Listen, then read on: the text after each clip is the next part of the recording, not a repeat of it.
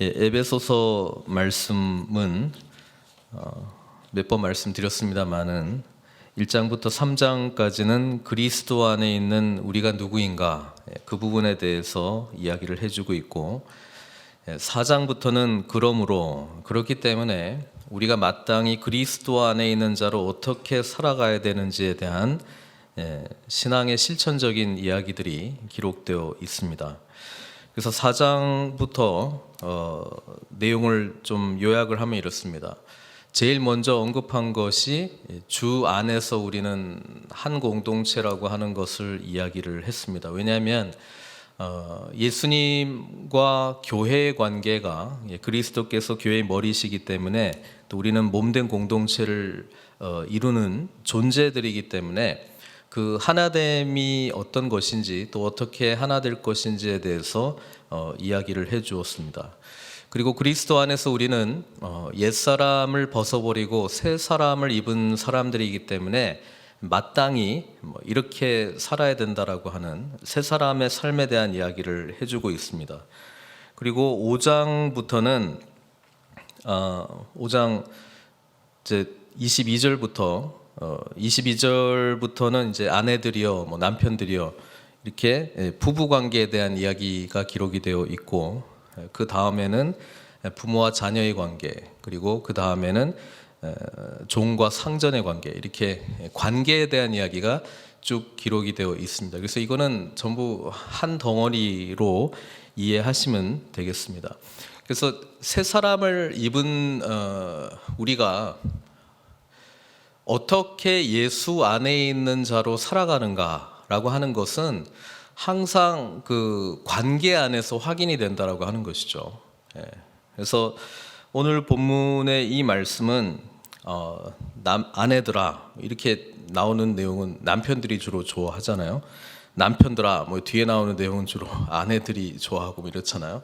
그러니까 이거를 남편과 아내의 어떤 윤리적인 내용으로 단순하게 이해할 수 없는 것이, 사도 바울은 이것을 항상 그리스도와 교회의 관계로 모든 것을 보고 있기 때문이라고 하는 것이죠.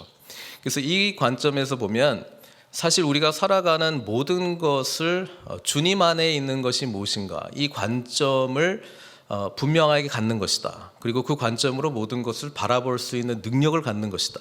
그러니까 이게 신앙생활의 실천적인 면에서는 가장 중요한 것이다라고 말씀드릴 수 있습니다. 에베소서에서 사도 바울이 계속 강조하고 있는 게 뭐예요? 엔 크리스토, 그리스도 안에라고 하는 이 표현이잖아요. 그러니까 사도 바울은 그리스도 안에 있는 자가 어떤 존재인지를 너무나 교회와 관련해서 영광스럽게 봤어요. 그렇기 때문에 이제 앞으로 살아가는 거는 유교주의자가 보든지 도덕주의자가 보든지 어떤 사람들이 보든지 외적으로는 똑같이 보일 수도 있어요. 그렇죠? 남편이 아내를 사랑하고 아내가 남편에게 이렇게 순종하고 복종하고 하는 거는 좋은 인간관계를 유교적인 눈으로 볼 수 있는데, 예수님은 그게 아니고 예수 그리스도 안에 있는 우리가 어떤 존재인지를 알았기 때문에 이 관계가 얼마나 주님과의 관계 속에서 나올 수밖에 없는 관계인가, 이 부분을 이야기를 해주고 있어요. 그래서 그것을 제대로 알면 우리는 인간관계에서 어떤 상황이든지 간에 어떻게 반응하고 관계를 맺을 줄을 알게 된다라고 하는 것입니다. 그래서 그리스도 안에 있는 자는 신앙이 깊어지면 깊어질수록 대인관계의 전문가가 될 수밖에 없다. 인간관계에서 정말 매력적인 사람이 될 수밖에 없다. 인간관계에서 주님과의 관계가 깊어지면 깊어질수록 정말 모든 사람들에게 그리스도 안에 있는 자로서 어떻게 대우하고 살아가는지를 알 수밖에 없다라고 하는 이 이야기를 오늘 본문은 해주고 있다라고 하는 것입니다. 그래서 그 눈으로 이 에베소서에 나오는 남편과 아내의 관계, 그리고 부모와 자녀의 관계, 그리고 상전과 종의 관계. 그러니까 사도 바울이 보기에는 이 세 가지 관계들이 자기가 살고 있는 세상에서 모든 관계를 다 대표적으로 설명할 수 있는 관계였거든요. 그러니까 주 안에 있으면 이 모든 관계가 회복이 된다는 거예요. 그게 굉장히 복음적이죠. 왜냐하면 복음 안에 있으면, 주 안에 있으면 하나님과 우리의 관계가 회복이 되고, 하나님과 나 자신과의 관계가 회복이 되고, 하나님과 공동체의 관계가 회복이 되잖아요. 근데 이 공동체가 회복이 되는 게 앞에서는 교회와 관련된 이야기를 계속 쭉 이야기했는데, 그것뿐 아니라 우리가 살고 있는 가정, 가정에서는 뭐 부부 관계도 있고 또 부모와 자녀의 관계도 있고 뭐 여러 관계들이 또 있잖아요.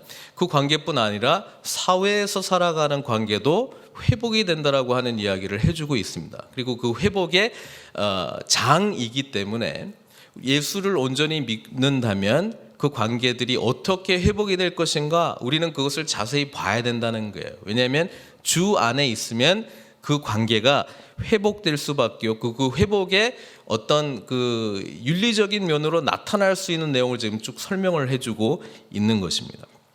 그래서 볼게요. 아내들이여 자기 남편에게 복종하기를 주께 하듯 하라. 근데 이 본문이 나오기 전에 사실은 남편과 아내, 그 다음에 부모와 자녀, 그리고 종과 상전의 이 관계를 이야기하기 위해서 5장 22절 앞에 있는 한 절 때문에 사실 이 내용이 쭉 나온 거거든요. 그래서 그 내용을 보면 이렇습니다. 5장 21절 뭐라고 돼 있죠? 그리스도를 경외함으로 피차 복종하라. 그리스도를 경외한다라고 하는 것은 사랑한다라고 하는 것을 말합니다. 사랑하고 우리가 그분을 우리의 왕으로 모시고 산다는 것을 이야기합니다.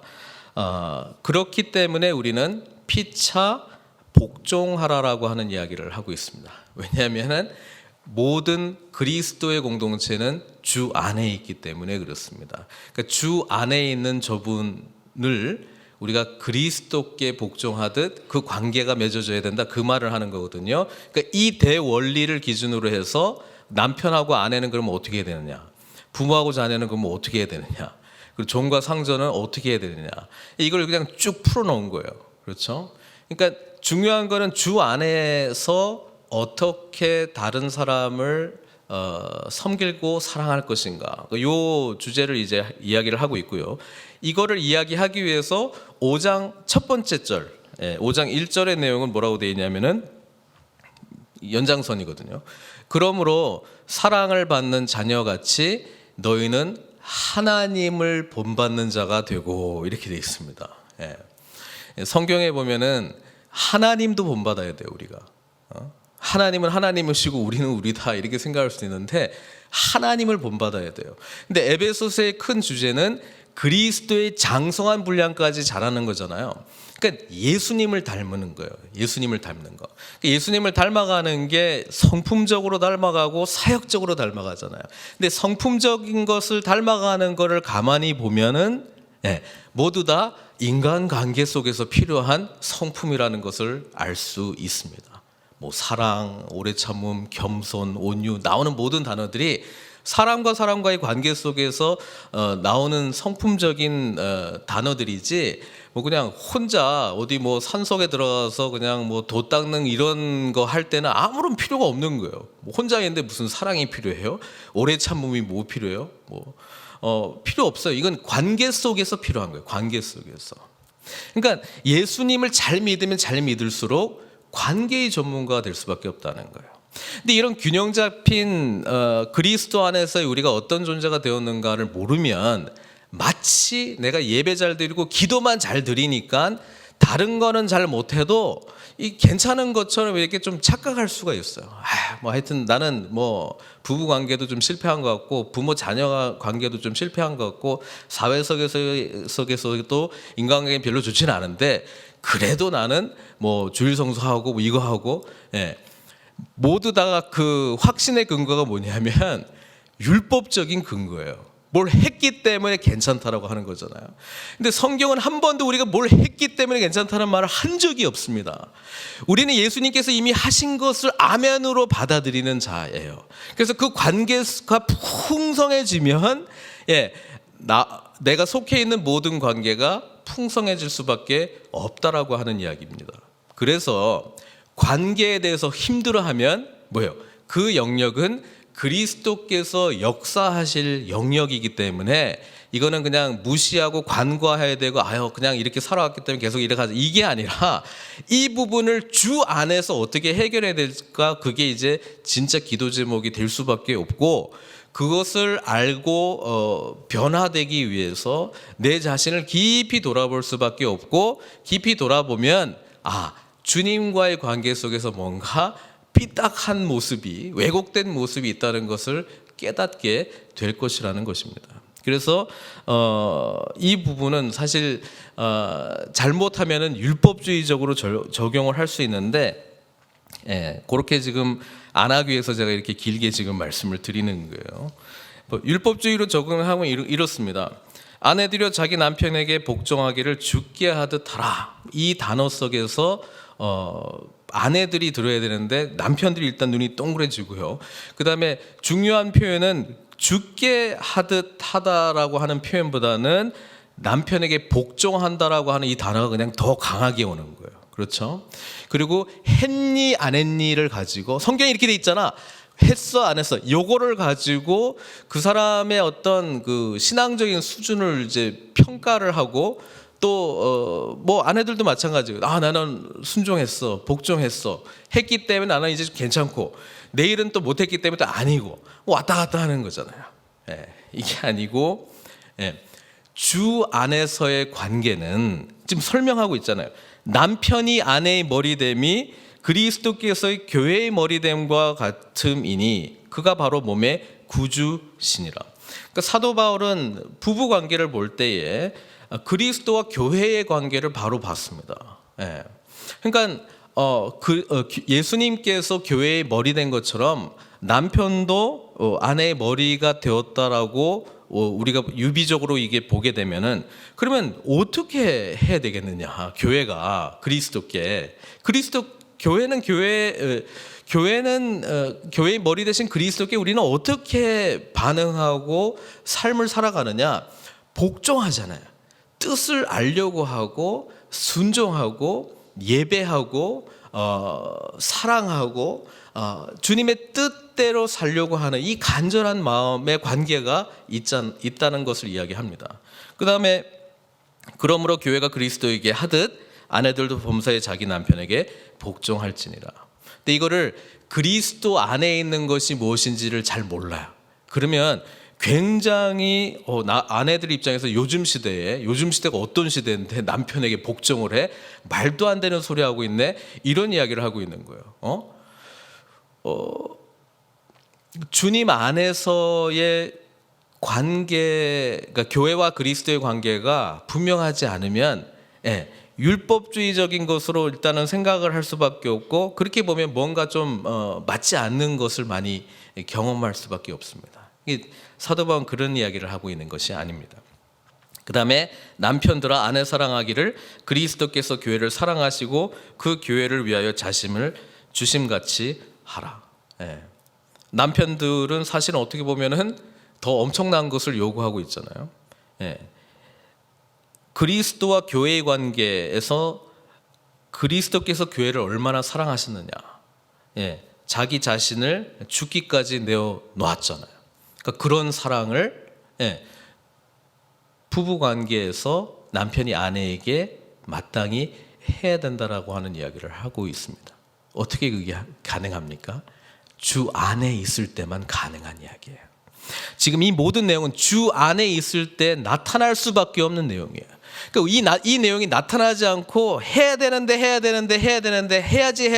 이렇게 접근하는 거는 율법적으로 자꾸 접근하려고 하는 것밖에는 되지 않습니다. 될 수도 없고 늘 좌절감만 느껴요.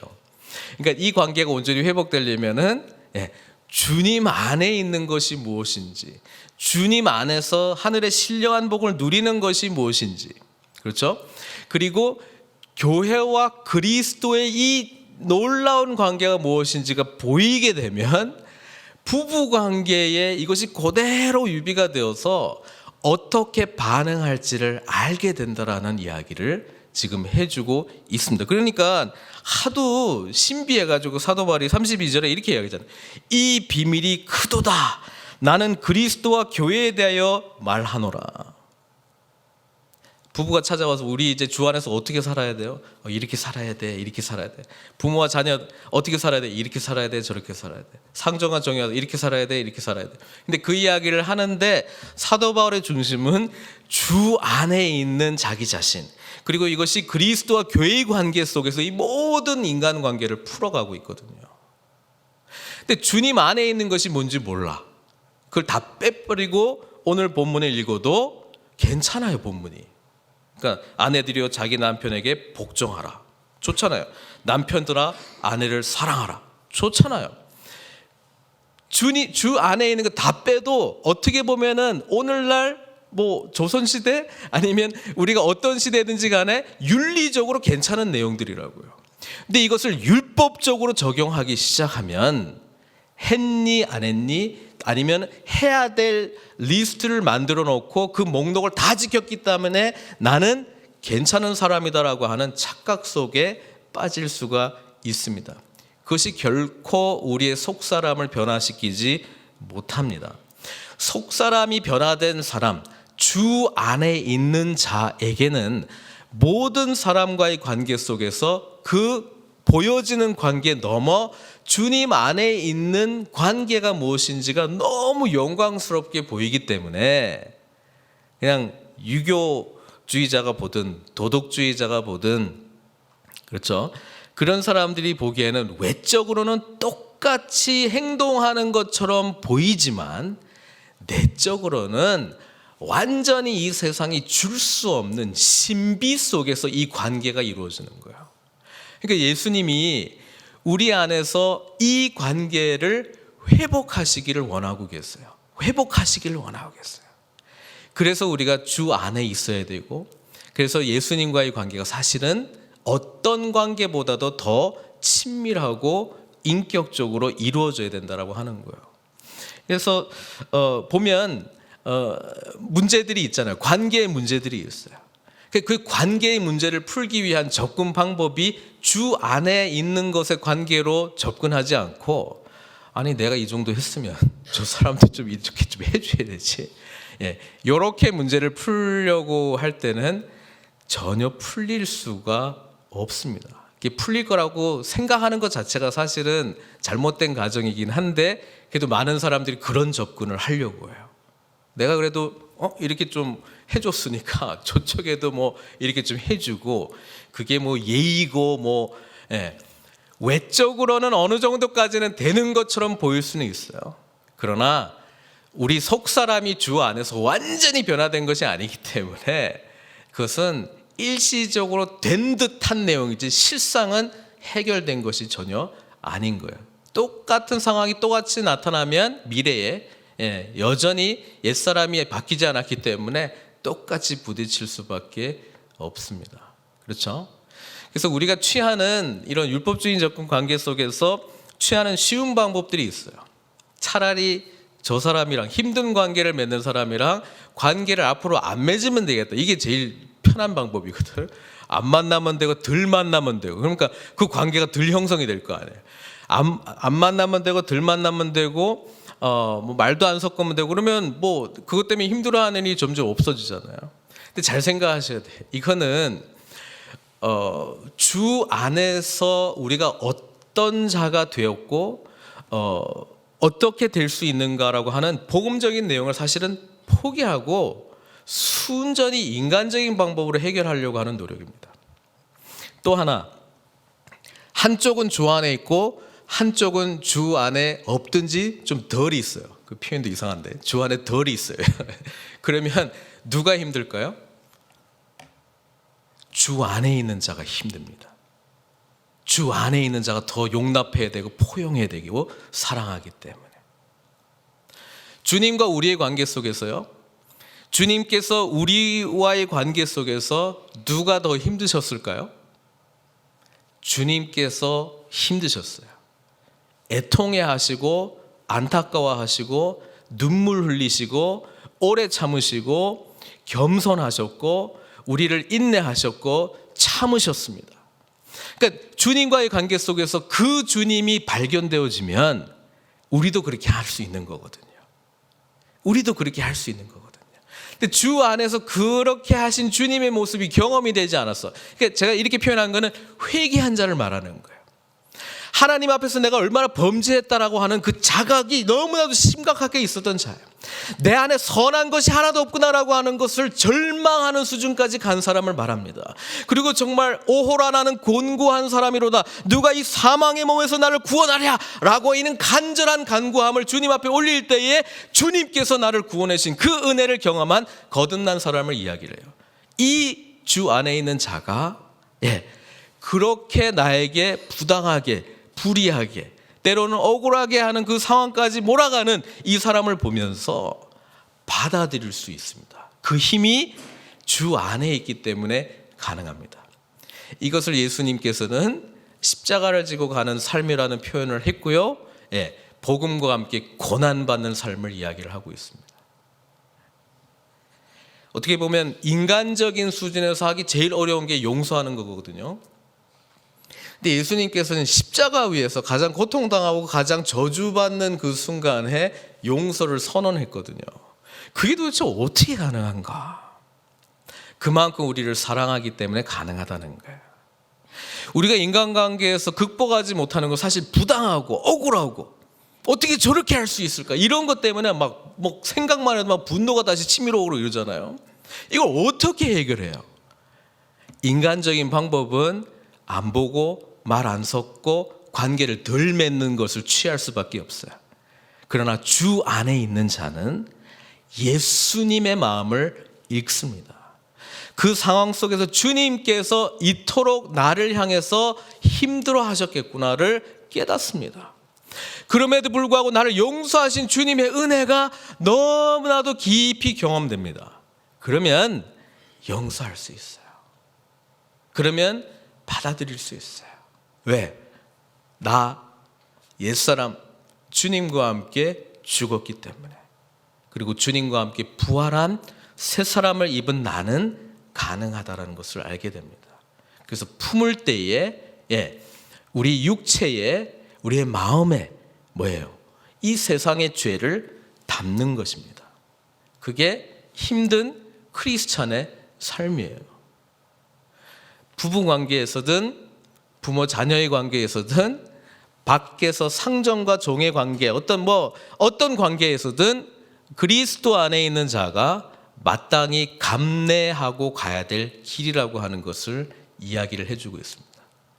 그럴 때, 힘들 때, 손해보는 것 같고, 왜 내가 항상 이래야 돼? 그런 마음이 들 때에 나를 보는 것 말고 주님 안에 있는 나를 보는 훈련이 되어 있을 때 우리는 오히려 그 상황을 통해서 나에게 값없이 베풀어 주시는 하나님의 은혜의 세계를 경험하게 되는 것입니다. 그래서 감당할 수 있는 자로 성숙해 가는 것이죠. 그래서 사도 바울은 모든 관계 안에 주님과 교회의 관계를 봤고요. 그리고 앞으로 주 밖에 있는 자들이 교회 안에 들어올 그 영광스러운 미래상을 계속 제시하면서 주님 안에 있는 이 영광 가운데 참여하는 자로서 주님과 함께 죽고 일으킴을 받고 하나님과 함께 보좌에 앉아 통치하는 그 영광스러운 은혜를 가진 자로서 옆에 가까이 있는 가정에서부터 또 밖의 세상 속에서의 관계에서 우리가 마땅히 그리스도 안에서 풍성함을 유지하며 관계의 전문가 내지는 이 관계를 회복하는 자로 하나님께서 저와 여러분들을 사용하시겠다, 이 말씀을 해주고 있습니다. 이 관점으로 보게 되면 창세기, 지금 저희가 이제 통독 이제 다 끝나가고 있어요. 창세기부터 계시록까지 읽어가고 있는데 성경 전체가 이 관계의 이야기로 보입니다. 하나님과 우리와 창조 시에 형성되었던 이 완전한 관계가 죄 때문에 깨져버렸구나. 그리고 하나님께서는 이 관계를 회복하시기 위해서 오랜 세월 준비하시면서 예수 그리스도를 보내주셨구나. 그리고 오늘 아내와 남편과의 이 메시지를 보면서 우리는 창세기의 새로운 오늘 그 창세기 말씀 언급하잖아요. 31절에 그러므로 사람이 부모를 떠나 그의 아내와 합하여 그 둘이 한 육체가 될지니. 그렇죠? 네. 창세기에 보면 아담과 하와가 창조되었을 때 한 몸이었잖아요. 아담의 갈비뼈를 취해서 하와가 창조되었기 때문에 한 몸이라고 하는 것이 굉장히 강조되었고, 아담이 하와를 보자마자 그냥 바로 시인이 됐잖아요. 뼈 중에 뼈요 살 중에 살이로다. 바로 그냥 시가 튀어나왔어. 너무 하와가 아름다워가지고. 그리고 하나님께서 이 창세기에 나와 있는 이 본문, 이 가정이라고 하는 것을 처음에 신성한 제도로서 선포를 하셨어요. 이것은 인간 타락 이전에 하나님께서 만드신 관계의 아주 신성한 모습이라고 하는 것이죠. 근데 죄가 들어오니까 이 관계가 바로 깨지거든요. 당신이 줘가지고 나와 함께한 저 여자 때문에 내가 먹었다고 그렇게 이야기하잖아요. 조금 전에 분명히 시인이었는데. 주 밖에 있으면, 죄 가운데 있으면 모든 관계가 깨질 수밖에 없어요. 근데 사람들은 좋은 관계를 통해서 우리가 행복해지기를 원해요. 근데 주 밖에 있는 자는 어떻게 할지 몰라. 그래서 행동 규율을 정해가지고 그것을 강압하기 시작합니다. 요구하기 시작합니다. 절대로 불가능한 것을 하려고 합니다. 좀 센 사람은 그렇게 유지된 어떤 그 강압된 외적 행위들을 통해 가지고 뭔가 이루어진 것처럼 착각할 수 있어요. 그런데 그 힘이 없이 강압받은 사람이 힘을 얻게 되면은 반드시 반항할 겁니다. 반드시 반항할 겁니다. 그게 원래의 속성인데 지금 힘이 없어서 무력해서 못하는 걸 뿐이지, 할 수 있을 때는 분명히 그렇게 할 겁니다. 그래서 주 안에서 창세기의 이 관계가 하나님께서 처음부터 연합의 관계를 만드셨구나.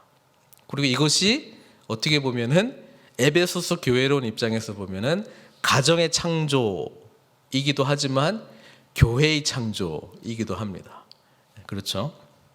첫 번째 가정, 이 첫 번째 교회로서 창조되는 것이 보이기 시작하고요. 이 관계가 깨진 관계 그냥 일시적으로 또는 임시적으로 관계가 좋았던 것, 안 좋았던 것 대부분의 이야기, 성경 전체 이야기 아니겠습니까?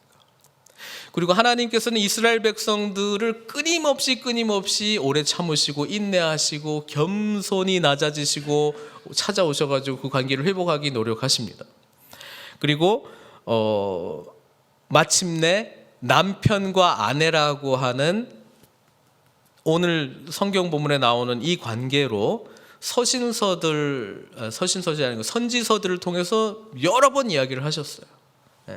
제일 대표적인 깨진 관계의 부부 관계를 나타냈던 선지자는 호세아 선지자죠. 그렇죠?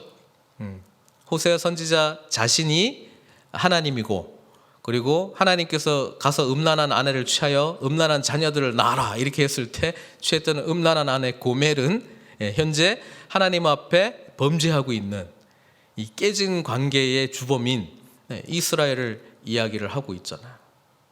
거기에 보면 하나님의 애통하고 오래 참으시고 때로는 분노하다가 하나님이 약간 좀 정신분열 일어난 것처럼 11장에서는 표현이 돼요. 호세아 11장에서는요. 앞에서는 그냥 막 분노하다가 뒷부분에는 내가 어찌 너희를 버리겠느냐 이렇게 마음이 또 바뀌어요. 저는 이 마음을 요즘 우리 자녀들하고의 관계 속에서 많이 경험합니다. 아침 틀리고 점심 틀리고 저녁 틀리고 뭐 이렇더라고요. 하나님이 그토록 우리를 오래 참으셨다고요. 그리고 가장 아름다운 친밀한 관계는 아가서를 통해서 우리는 볼 수 있어요. 이 연인들의 사랑, 나중에는 남편과 아내의 사랑 이야기. 그렇죠? 그리고 지금 계시록을 읽고 계신데 주님께서 첫 번째 표적으로 요한복음에서는 가나의 혼인잔치에서 표적을 베푸셨던 것을 기억하면서 사도 요한은 역시 요한계시록의 마지막 하이라이트, 새 창조의 완성이 이루어지기 전에 어린 양의 혼인잔치로 성경을 마무리하지 않습니까? 그러니까 완전한 관계의 성취, 이 부분을 지금 이야기를 하고 있어요. 말씀을 맺겠습니다. 우리에게 늘 질문해야 될 것은 주님 안에 있는가? 주님 안에 있다는 것이 얼마나 영광스럽고 풍성한 것인가? 이것을 경험하셔야 되고요. 그것이 이루어지고 성숙할 수 있는 장은 내가 현재 힘들어하는 관계의 영역이다. 그렇게 아시면 되겠습니다. 가정 안에 힘드십니까? 주 안에서 그 관계를 회복하시면서 우리 주님의 영광스러움과 풍성함이 무엇인지를 깊이 경험하십시오. 자녀들의 관계 속에서 힘들어하고 계십니까? 그 관계 속에서 주님의 마음을 애통하며 오래 참으시면서 끊임없이 자녀들을 포기하지 아니하신 그 하나님의 마음을 읽으시고 그리고 그 주 안에서 품으십시오. 사회에서 직장 안에서 누구 때문에 힘들어하고 계십니까? 그러면 주 안에 있는 사람이면 주 안에서 해결하는 방법을 찾으셔야 될 거고요. 주 밖에 있는 사람이면 우리 안에 있는 이 복음이 무엇인가를 관계 속에서 우리는 전하게 될 것입니다. 그러나 아까 제가 말씀드렸듯이 주 안에 더 깊이 있는 자가 고난을 짊어지고 갈 수밖에 없습니다. 그리고 주 안에 있는 자에게 그런 힘이 있다고 성경은 이야기해주고 있습니다. 그래서 우리는 늘 가난한 마음, 연약한 마음, 상한 심령으로 있는 것입니다. 그리고 하나님께서는 그 심령이 가난한 자에게 하나님의 나라를 주시겠다고 약속하지 않으셨습니까? 왜냐하면 그 상황을 주님께서 지배하시고 통치하시고 우리에게 능력을 공급해 주실 뿐 아니라 주님 뜻대로 순종하는 자들에게 하나님의 영광을 맛보게 할 것이기 때문에 그렇습니다. 그 영광이 보이지 않는 자는 인간의 방법을 택할 것입니다. 그리고 관계를 멀리하든지 덜 만나든지 아니면 아예 관계를 끊든지 그리고 자기 유익과 만족을 구하는 것을 찾는 방식으로 나갈 것입니다. 예수님은 우리에게 가장 신령한 모든 복이 주님 안에 있다고 에베소서를 통해서 번번이 이야기해주고 있습니다. 사랑하는 성도 여러분, 이제 2019년도도 며칠 남지 않았습니다. 오늘 이 본문을 통해서 우리에게 회복되어야 될 관계의 영역이 있다면 그것을 놓고 하나님께 깊이 기도하시면서 오히려 이 기회를 통하여 주님 안에 있는 그 영광을 함께 깊이 맛보시는 저 여러분들 되시길 주님의 이름으로 축원드립니다. 같이 기도하겠습니다. 오늘 아내와 남편들에 대한 말씀만 저희가 읽었습니다마는 관계의 문제로 이것을 좀 확장해서 이제 2019년 마무리하기 전에 주님 앞에 정말 깊이 기도하면서 회복돼야 될 관계들이 있다면 그것을 좀 기도로 올려드리는 시간을 좀 가졌으면 좋겠고요. 관계 속에서 힘들어하는 분들도 계신 줄로 저는 알고 있습니다. 부부의 관계든 부모 자녀의 가정의 관계든 아니면 또 우리 교회 공동체 안의 관계든 또는 사회 직장에서의 관계든 우리는 모두 관계를 떠나서는 살 수 있는 존재들이 아니거든요. 혹시 내가 피해야 하는 관계가 있었다면 주 안에서 하나님 극복할 수 있는 힘을 주십시오. 기도했으면 좋겠고요. 회복돼야 될 관계가 있다면 하나님 회복할 수 있는 힘을 저에게 주십시오. 지혜를 주십시오. 주 안에서 하나님의 영광스러움을 맛보면서 회복되기를 원합니다. 이렇게 좀 기도하시면서 주님의 지혜를 구하셨으면 좋겠고요. 주 밖에 있는 관계가 완전히 깨어지고 우리의 상황이나 나의 마음을 전혀 이해하지 못한 사람이 있다면 일단 복음부터 제시해야 됩니다. 어떻게 나의 삶 속에서 이 하나님의 놀라운 영광스러운 복음이 증거될 수 있을까 놓고 좀 기도하는 시간을 가졌으면 좋겠습니다. 함께 기도하시겠습니다. 사랑의 하나님, 우리는 주 안에 있는 은총받은 자들입니다. 그렇기 때문에 우리가 속해 있는 모든 관계에서 주님 안에서의 회복이 온전히 이루어지게 하여 주시옵소서. 아버지 하나님, 오늘 말씀은 아내들, 남편들이 윤리적으로, 도덕적으로 우리가 노력해서 실천할 수 있는 내용이 아니라 주님과의 깊은 관계를 아는 자가 마땅히 살아갈 수밖에 없는 주님 닮은 삶임을 우리는 다시 한번 기억합니다. 그래서 가정에서든 가정 밖에서든 교회에서든 어디서든지 간에 주님 안에서의 아름다운 관계를 맺어 나갈 수 있도록 끊임없이 주님 은총 안에 있는 자의 그 비밀, 신령한 축복이 무엇인지를 온전히 깨닫게 하여 주시고 그 능력으로 깨어졌던 또 주님의 도움이 필요한 모든 관계들이 회복되게 하여 주시옵소서.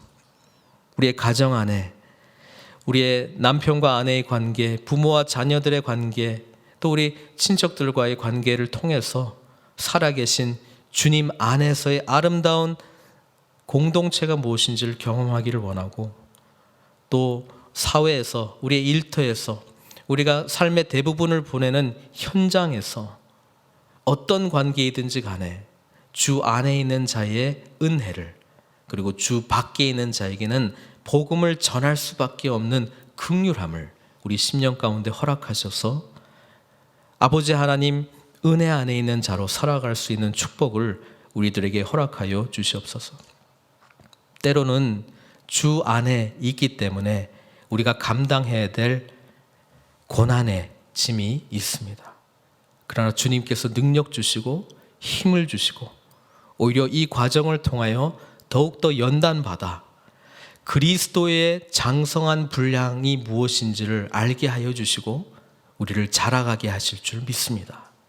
그 한복판에 우리와 함께 하시는 주님의 마음을 보게 하여 주시고, 무엇보다 우리를 위하여 먼저 애통하시고 오래 참으시고 품어주시고 용납하여 주시고 용서하여 주시고 사랑하여 주시고 일으켜 주신 주님의 은혜를 기억하고 체험하면서 은총받은 자로, 그 은혜를 나누는 자로 쓰임받는 저희들 될 수 있도록 아버지 하나님 은혜 내려 주시옵소서.